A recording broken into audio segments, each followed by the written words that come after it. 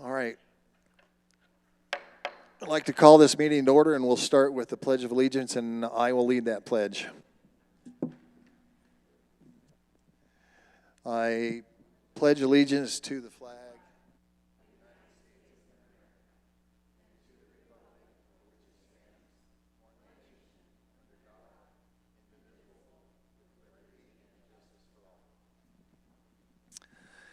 All right, we just left a special meeting in regard to some ESSR 3 funds from the federal government. That was not a board-sponsored meeting. That was just a public meeting for input and information. This is the regular scheduled board meeting that we have right now. We'll begin by recognizing the members that we have with us. Margaret Gabe is out of town.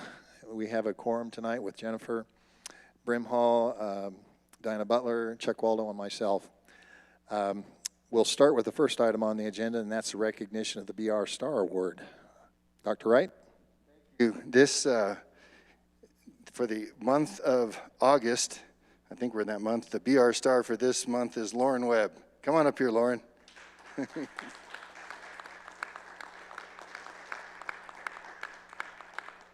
I tried to follow him around for 3 days, and I about ended up in the hospital. This guy runs from one thing to the other with a laptop in one hand, supporting kids. He has all kinds of expertise and energy, and he's got a big heart, and he works hard. We love him. Thank you. It's a great job. This will be the best picture of us right here. Now he has a special award, too. Thank you. Thank you, Lauren. The next item on the agenda is a consent agenda. And board, after reviewing the consent agenda, which is includes the minutes from the last meeting, vouchers and reports, recommendation to approve, and hires and retirements and whatnot, is there anything in the consent agenda that you'd like to take out individually and vote on it separately? If not, then can we have a motion to accept the consent agenda as presented? Have a motion from Chuck. We have a second from Diana. All in favor then? That'd be unanimous. Okay, the next item is item 3.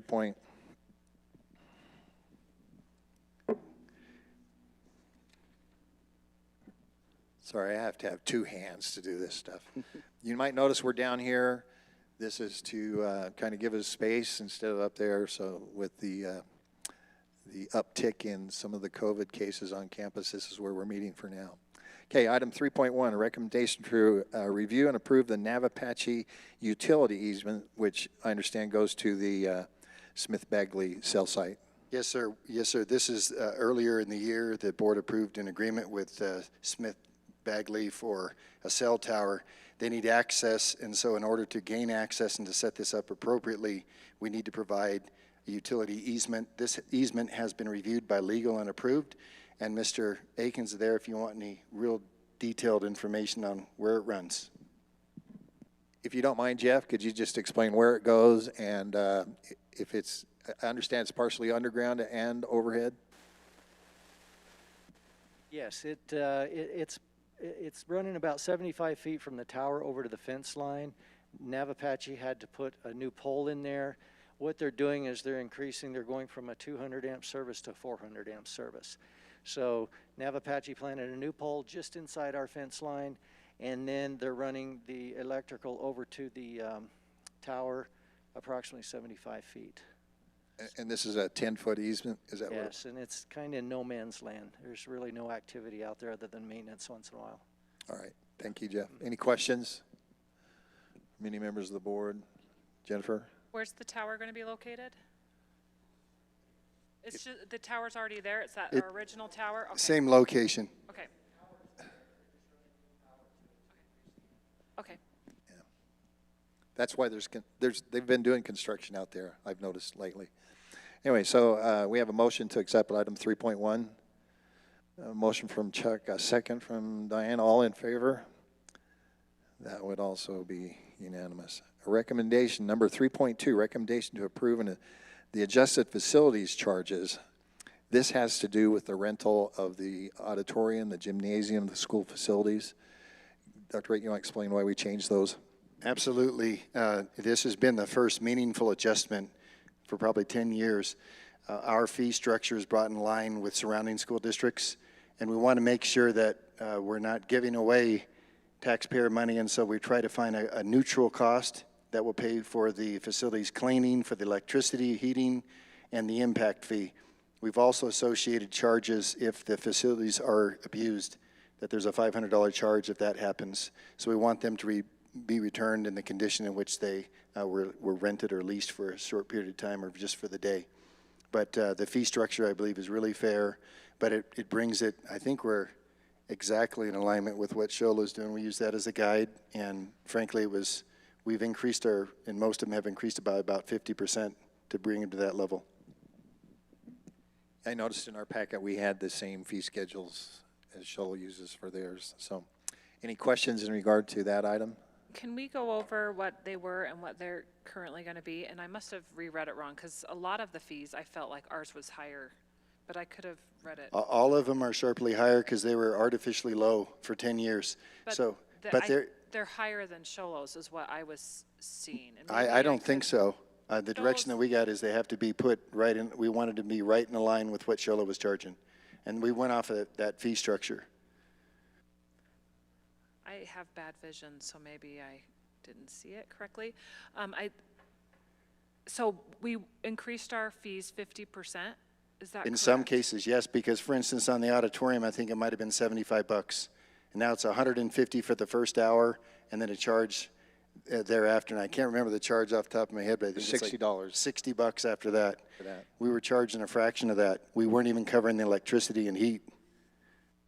Right. In the past, we've done this, and it has not, the community has been very, has negative feedback typically for significantly higher rate adjustments. And I know that we have 3 different classifications and categories, which I think is beneficial because, for example, like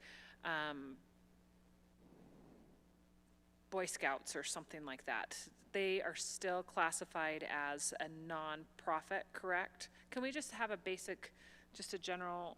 It's in, I don't have it, it's in the board packet, but do you have a copy that you can I'm give me? pulling it Or up right Brenda, here. Brenda has it right here. Like, for example, there's also some community members that play basketball, for example, right? Right.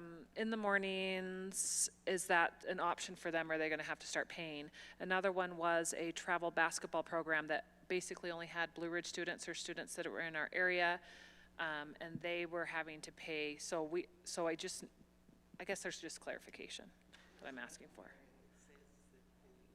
Right, that if it's a Blue Ridge, correct. In most cases, if it is if one of our coaches are leading their extracurricular activity, be it music or athletics, we do Right. it at a very small fee. So our travel girls But if it's a travel- volleyball program. If there are girls and there are coach, there's almost no fee for that, very little to none. If it is a team that has a girl or 2 and kids from outside the community, that would be different. Okay.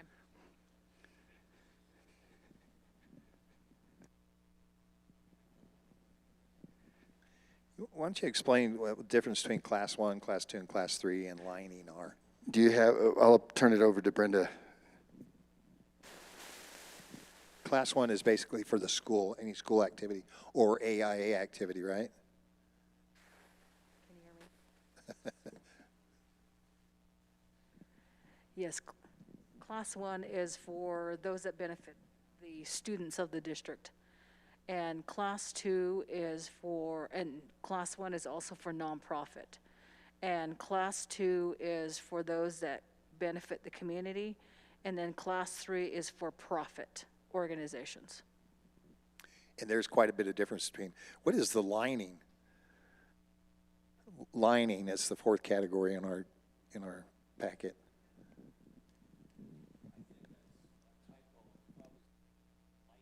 Oh, lighting. Yes, that's for lighting. That's lighting. Thank you. So that only applies when lighting is like on the fields. Okay. Well, I couldn't figure out what the heck lining meant. Now I understand it's lighting. Thank you, Chuck. I should have called you first. There might be if there's an athletic field like a football field though and you had to paint it, there might be a charge to do that. So it might be you might be right, Dave. It might be a lining charge and a lighting charge. There's certainly a lighting charge, or electric. So when the AIA comes and uses our facilities, is there a lining charge there too? No. I'm just And kidding. so that's actually a good example. Our site will be used as playoffs for some, in some instances for two-way Right. or whatever. And if there's an agreement between the districts, it's like professional courtesy. We'll go use theirs. They don't charge us. They'll use ours. We don't charge them. Okay. Any other questions? Can I just state an example? So I was correct. So for example, the usage fee Sholo for a classroom is $20 and ours is $22 and $24 per hour. So I think we're higher and not in a line. Okay, now, I wasn't my intent. I'm not worried if we're exactly to the dollar, but that's a reasonable fee for a class that has to be reset, cleaned, and especially given we may go into overtime to do that as well. So there's a lot of considerations, but if there's further discussion needed, we're open to suggestions. Right. But as I've reviewed it, I feel like they're reasonable charges. I don't think we're going to be making charges anytime soon, but again, when you haven't made a change for 10 years and then you make a big increase, you feel it at first. But we also have the responsibility not to give away taxpayer money, and there's a balance that we have to pay there. Right, and I agree, and I think that these are reasonable, but I think I'm not done with having a discussion before I'm able to vote on it, for the reason that 10 years ago when we increased this fee, the community members, a lot of them were saying, we're paying taxes, we should be able to have usage of our facility, and a lot of these were like travel teams that had both Sholo and Blue Ridge or something. So it wasn't an increase of fee, and then we had to reduce it because the community were not appreciative of what we were doing. For example, there's like physicians that volunteer for our schools that then they were requiring them they pay to play basketball 1 or 2 mornings a week, and that was not looked at very well. So I just have a concern. I see the need, but I want to vet it a little bit more.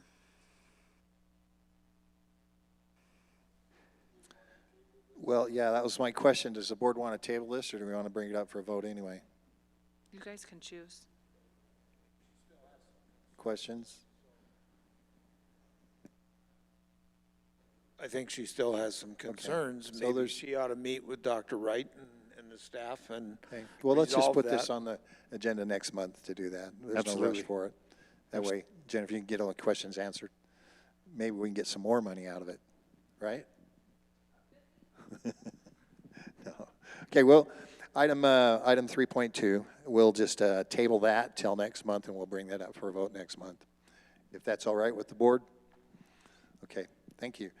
Item 3.5, the only other item on the agenda, and that's superintendent's report. Thank you. So on the COVID protocols, we have published these protocols widely.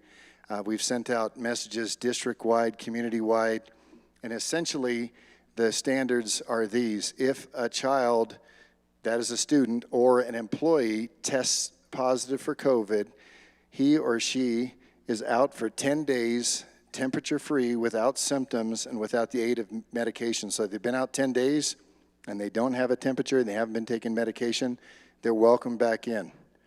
And that we're applying that through athletics, through the classroom, and everywhere. And so where you see there's an outbreak of COVID at the elementary on a post, there are 4 children, they're all in the same family. That's not an outbreak. And so we do have plans in the event that we have to make adjustments. We do not notify every parent when there's a case, only if their child or youth came in close contact. And so if a 4th grade class that's in a pod together, and they're always together, if one of those students comes up positive, we do notify in writing and reach out to the parents of that class. And so while it's a little more complicated at the high school, if we feel that we have to over-communicate, we do, but we don't send something out district-wide every time that there's a case. On the COVID protocols, we're also working closely with the county. The county notifies us very frequently. We notify them first of a case, and we're cooperating openly with the county. It is becoming more difficult to contact trace because frankly, a lot of the community members won't participate. And so they're doing the best they can. We're doing the best we can. And because of the uptick in our area, it's significant spread. This variety of COVID is transmitted a lot more efficiently. That's why we've requested our students and staff to wear a mask. It's not a mandate, but it is a request. And we hope that that does some good for that. We also have plans in place, as I mentioned in the earlier meeting. If we're down a certain percentage of staff, how do we keep the campuses operational? We feel compelled to do our very best to at the least, provide supervision and students the opportunity to work independently if we had a 50% of our staff call out. There'll be a tipping point where we can't, or if the county says you have an outbreak and you have to shut down, then of course we will.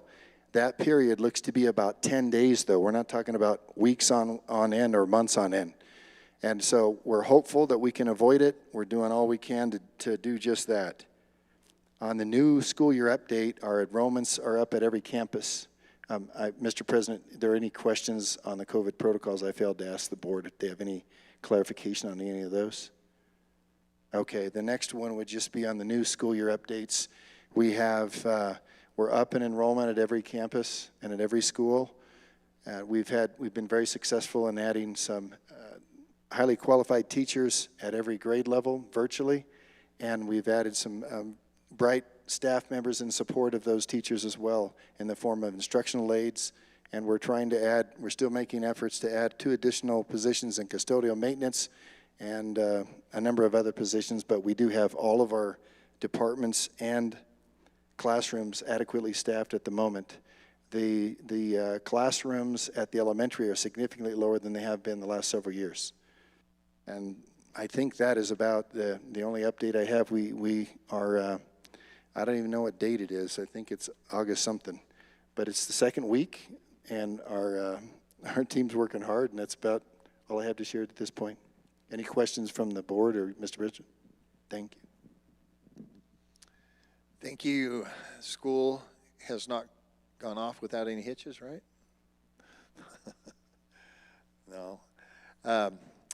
Nothing else on the agenda other than to announce our next board meeting, July 29th. There's no call to the public this evening. We'll probably get back to that call to the public, COVID permitting, next month. And so if we have nothing further, can I have a motion to adjourn? A motion, second? Second. Motion by Chuck, second by Jennifer. All in favor, adjournment?